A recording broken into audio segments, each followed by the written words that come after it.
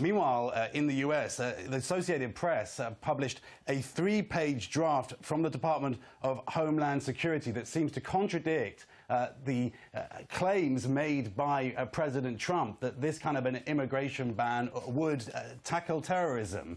Now, let's talk more about the President's immigration plans. Let's bring in Peter Vincent, Assistant Director General of International Policy at Border Patrol and a former Immigration and Customs Enforcement official. Peter, I want to ask you about the draft from the Department of Homeland Security I just mentioned. Is this document accurate? Does citizenship really mean so little in the hunt for potential terrorists? It is, of course, a draft, and the Department of Homeland Security has walked back that draft a bit. However, in my experience with both the Department of Homeland Security and the Department of Justice, I can say that after studying terrorist organizations and terrorists themselves, that citizenship is certainly not a dispositive factor when trying to determine whether or not an individual is likely to commit a terrorist act. In addition, religion is also not a dispositive factor when attempting to determine whether or not someone represents a threat.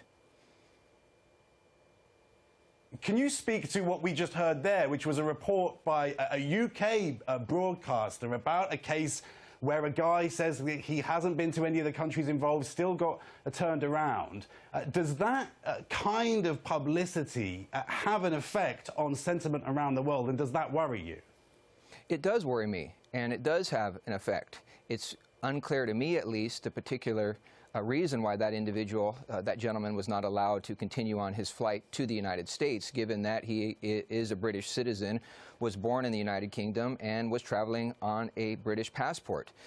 He doesn't also appear, according to the report, to have had any recent travel to any of the 7 countries that are the subject of the executive order. What this does, unfortunately, is create real confusion, I dare say chaos, and frankly insults and offends many of the partners that we have around the world that are joined with all of us to fight the scourge of extremism. And how important are those partners? They're incredibly important.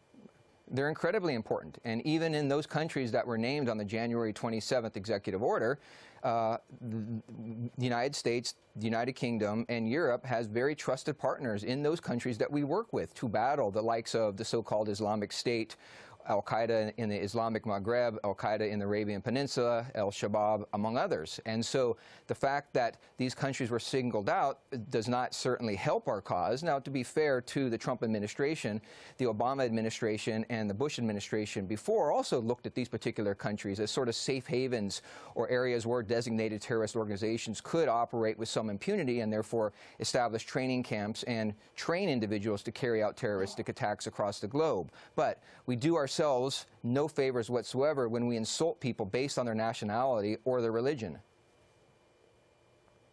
Okay, but so is this an extension, effectively, of the Obama policy, or why has the president chosen to target people based on their passports? It's not an extension of the Obama policy whatsoever. The Obama policy that I was involved with actually focused on the visa waiver program, the 38 countries that have reciprocal agreements with the United States to allow visa-free travel into the United States. The United States was concerned with the phenomenon that is really impacting Europe right now, foreign fighters, returning battle-hardened warriors that have left their countries of nationality to travel to some of these 7 countries that were named in the January 27th executive order. And the Obama administration simply wanted those individuals that had traveled to, or in some cases that were citizens, dual citizens of 4 of those countries, to go through a more formal visa interview process where they sat down with a U.S. consular official, and the consular official was given the opportunity to ask about travel to those countries, most of which, of course, is entirely legitimate. Individuals who are diplomats, folks that are going to those countries to aid and assist with refugees. So it created a dynamic where a consular official could actually interview and probe as to why an individual had traveled recently to those countries. What the Trump administration has done, at least in the January 27th executive order, that will be in some form or shape reissued, is really focused on those particular countries above and beyond the visa waiver program issue, and really looked at them as sources of terrorism and threats. All right, Peter Vincent, former Customs Enforcement and Immigration official. We really appreciate you joining us. Thanks very much. Thank you. The Democratic